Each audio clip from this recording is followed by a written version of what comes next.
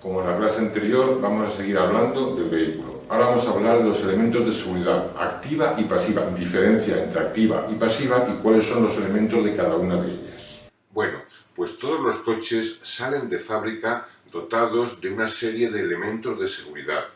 Estos elementos de seguridad tratan de evitar accidentes y si ocurren accidentes tratan de que los daños sean lo menos posibles.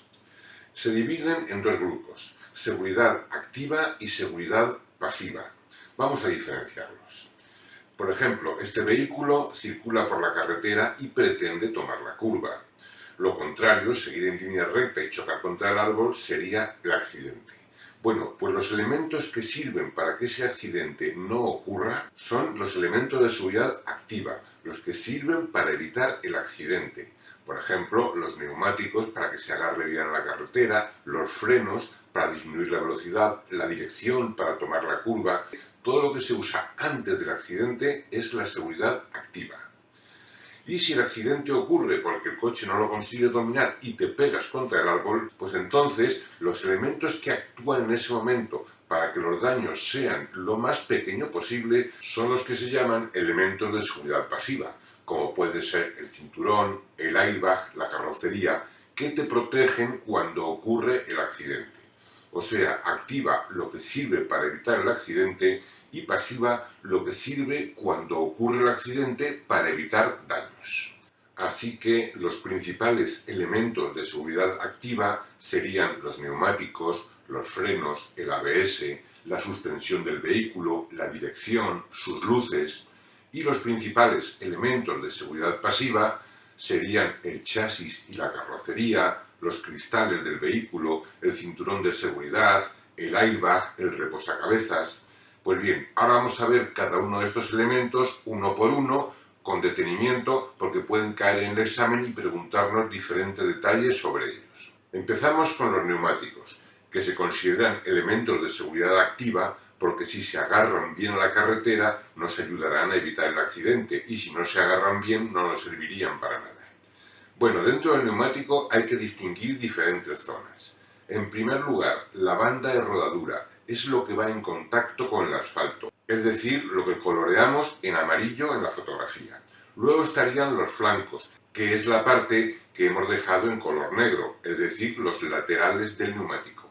Y luego estaría la llanta, que es la parte metálica que soporta el neumático y lo tiene sujeto al vehículo. Pues bien, en la banda de rodadura lo más importante es el dibujo, que son esos surcos característicos de las ruedas que sirven para mejorar la adherencia sobre suelo mojado. Normalmente, si nunca estuviese el suelo mojado, los neumáticos serían lisos, sin dibujo, como en la Fórmula 1, que cuando la carrera es en seco no llevan dibujo y si es en mojado usan ruedas con dibujo. Pero claro, en un coche normal no podemos tener dos juegos de ruedas para seco y para mojado. Entonces tenemos unos neumáticos que tienen un poco de dibujo de forma que nos sirven tanto para seco como para mojado. Pero el dibujo es para mejorar la adherencia sobre el suelo mojado. ¿Cómo lo hacen? Bueno, pues según pisamos el agua con la rueda, el agua se mete en los surcos. Y esos surcos están diseñados de tal forma que al pisar el agua la expulsa hacia los lados y hacia atrás, de forma que la rueda va secando el terreno según avanza y mantiene un agarre correcto, de forma que el conductor controla el vehículo. Claro, a medida que el neumático se va desgastando por su uso, estos surcos son cada vez menos profundos y llega un momento en que el dibujo es tan poco profundo, tiene tan poca capacidad que no puede con todo el agua que va encontrando. Entonces la rueda se sube sobre el agua, flotando sobre ella, y se produce lo que se llama aquaplaning o hidroplaning, que es que el neumático ha perdido contacto con el asfalto y por tanto el conductor ya no controla el vehículo, con lo que el accidente sería inmediato. Por eso la ley no permite que los neumáticos tengan un dibujo inferior a 1,6 milímetros. Esta cifra es la cifra clave que hay que recordar. Todo neumático, cuando su profundidad llega a 1,6 milímetros, hay que desecharlo y poner un neumático nuevo. Así que, resumiendo, El dibujo o ranuras de la banda de rodadura sirve para evacuar el agua de la calzada y su profundidad será como mínimo 1,6 milímetros. Bueno, ahora vamos a ver los flancos del neumático. En los flancos del neumático hay una serie de inscripciones que nos indican las características de ese neumático, como son las dimensiones, su estructura, si es radial o diagonal, su diámetro interior, el índice de carga, el código de velocidad, su fecha de fabricación y si es de tipo con cámara o sin cámara. Lo que más nos interesa en principio es el código de velocidad.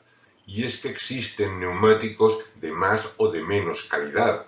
Y claro, un Ferrari que está capacitado para alcanzar altas velocidades no puede llevar un neumático de baja calidad porque explotaría. Tiene que llevar un neumático bueno, de un código de velocidad alto. Mientras que un Opel Corsa nunca va a alcanzar grandes velocidades y puede llevar un código de velocidad más pequeño.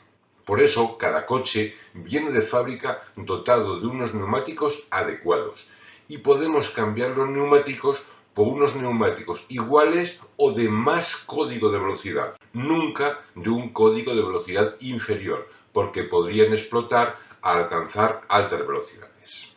Así que para el examen está permitido cambiar los neumáticos por otros de un código de velocidad igual o superior, nunca inferior. Otro dato importante es la fecha de fabricación del neumático, porque el caucho que lo compone es un material que se deteriora con el tiempo y tiene caducidad. De hecho, no se deben aguantar los neumáticos más de 5 años. Aunque estén en perfecto estado y no se hayan usado, a los 5 años de su fecha de fabricación hay que desechar los neumáticos y poner neumáticos nuevos. Y otra cosa más, aunque esta es menos importante, esa inscripción que pone tubeless significa sin cámara. Realmente hoy en día se puede decir que todos los neumáticos son sin cámara, porque se ha demostrado que son mucho más seguros que los neumáticos con cámara. Pero bueno, que os suene esa palabra para el examen, tubeless significa sin cámara. Y un dato más que debéis recordar para el examen. El mal estado de los neumáticos es la principal causa de los accidentes causados por fallo mecánico. Bueno, una cosa más. Ya tenemos unas ruedas muy bonitas y tal, pero hay que preocuparse de la presión del inflado de estas ruedas, la presión del neumático. El fabricante del neumático nos va a indicar la presión adecuada para ese neumático, presión que debemos respetar, porque con esa presión el neumático va a apoyar todo el ancho de la banda de rodadura en el asfalto y va a tener un contacto perfecto. Si lo inflamos de manera excesiva, el neumático adquiere forma redondeada en la zona de contacto con el suelo, de forma que apoya en el centro y no apoya en los laterales. Consecuencias, principalmente 3. La primera, tiene menos adherencia porque tiene menos contacto con el suelo. Esto es peligroso, el neumático puede patinar. Segunda consecuencia, el desgaste. El desgaste va a ser en el centro de la banda de rodadura muy acusado, mientras que en los laterales no se va a desgastar apenas. Y tercera consecuencia, al estar excesivamente inflado, el neumático va a estar más duro y va a producir muchas vibraciones. Así que recordemos, presión excesiva significa menos adherencia, desgaste en el centro de la banda de rodadura y más vibraciones. Bueno, todo eso ocurre cuando el neumático está excesivamente inflado. Vamos a ver ahora el defecto contrario, que está poco inflado, con una presión escasa. Entonces el neumático se aplasta por el peso del vehículo de la forma que se ve en la pantalla. Y el contacto con el suelo es en mayor superficie al aplastarse. Primera consecuencia, se produce un calentamiento excesivo porque tiene mucha zona de contacto con el asfalto y eso aumenta la temperatura. Y esto es especialmente peligroso, porque claro, el neumático es de caucho y al calentarse excesivamente el caucho tiende a derretirse y facilita un posible reventón. Segunda consecuencia, el desgaste del neumático se produce de manera más acusada en los laterales de la banda de rodadura que en el centro. Y tercera consecuencia, aumenta el consumo porque tiene más contacto con el suelo. Recordemos entonces, una presión escasa significa calentamiento excesivo, desgaste mayor en los laterales y aumenta el consumo, pero sobre todo aumenta el riesgo de reventón. Bueno, vamos a ver ahora cómo nos indicaría el fabricante la presión de nuestros neumáticos.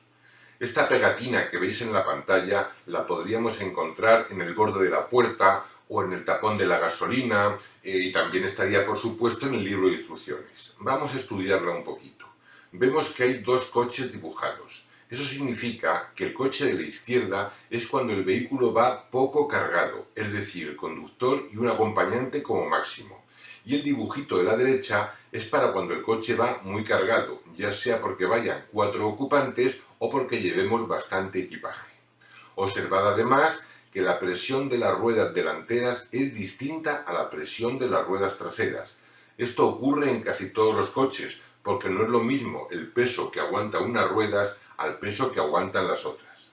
En este caso, tenemos que con el coche poco cargado, la presión de las ruedas delanteras debe ser 2,2 y la presión de las ruedas posteriores debe ser 2,4. En cambio, si el coche va bastante cargado, la presión de las ruedas delanteras nos indica que debe ser 2,4 y las ruedas posteriores 3,0. Así que en cada caso pondríamos la presión adecuada.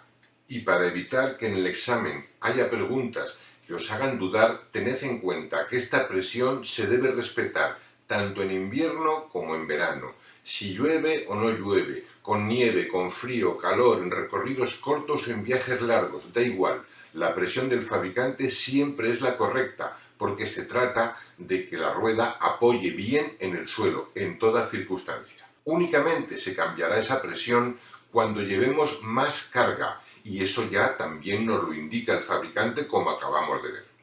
¿Y cada cuánto se debe comprobar la presión? Pues se debe comprobar con bastante frecuencia. Lo suyo es comprobarlo cada 15 días. Es acercarse a la gasolinera que tengamos más cercana, allí se enchufa el aparatito a la rueda y ya sea en el propio mando o en un aparato aparte, nos indicará la presión que tiene la rueda y habrá un botoncito para aumentar la presión o para disminuirla, que la infla o la desinfla simplemente. También existen unos manómetros de bolsillo que se pueden llevar en el coche para comprobar cuando queramos la presión del neumático.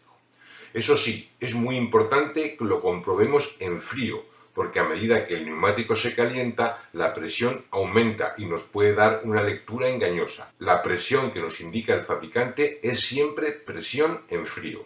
Así que debemos comprobar la presión cada 15 días, comprobarla en frío y respetando la presión indicada por el fabricante, teniendo en cuenta la carga del vehículo. Y luego hay otro problema. Como hemos dicho, la presión de las ruedas delanteras suele ser diferente a la presión de las ruedas traseras. ¿Cómo ponemos la de repuesto? Bueno, pues la rueda de repuesto, si es igual a las otras que lleva el vehículo, debe ir con la presión más alta de las dos. Y si fuese una rueda de uso temporal que lleva una presión completamente distinta, habrá que seguir las instrucciones del fabricante. Y ahora otra pregunta sobre las ruedas. A veces, al llegar a determinada velocidad, vibra el volante. Si vamos más deprisa, no. Y si vamos más despacio, tampoco. Pero a cierta velocidad, sobre los 90 por hora más o menos, el volante vibra claramente. ¿A qué es debido? Bueno, las ruedas son redondas y se supone que cada punto debe pesar exactamente lo mismo que su diametralmente opuesto. Pero es muy difícil, porque al fin y al cabo son piezas metálicas o de caucho, la válvula, etc. Y es normal que un lado de la rueda pese más que el otro lado. Esto normalmente no se percibe en la marcha, pero a cierta velocidad se produce un movimiento ovalado que es lo que produce la vibración en el volante. ¿Cómo se soluciona? Pues equilibrando la rueda. ¿Y eso qué es? Pues hay que meter la rueda en una máquina que determina qué punto pesa más y nos indica también cuánto pesa más, 3, 4, 5 gramos. Y en el punto opuesto se coloca un peso de plomo de a lo mejor 3 o 4 o 5 gramos para equilibrar el peso. Una vez que está equilibrada, la rueda ya gira de una forma uniforme y no produce vibraciones en el volante. Eso sí, un bordillazo o lo que sea que nos haga que ese plomito se despegue, tiene como consecuencia que la rueda está otra vez desequilibrada y vibrará el volante de nuevo. Bueno, pues no tiene mayor importancia. Se va cuanto antes al taller a equilibrar la rueda y asunto concluido. Recordad, vibraciones en la dirección puede significar que la rueda está desequilibrada. Y aquí terminamos esta videoclase. En la próxima seguiremos con el tema de las ruedas y veremos también el tema de los frenos.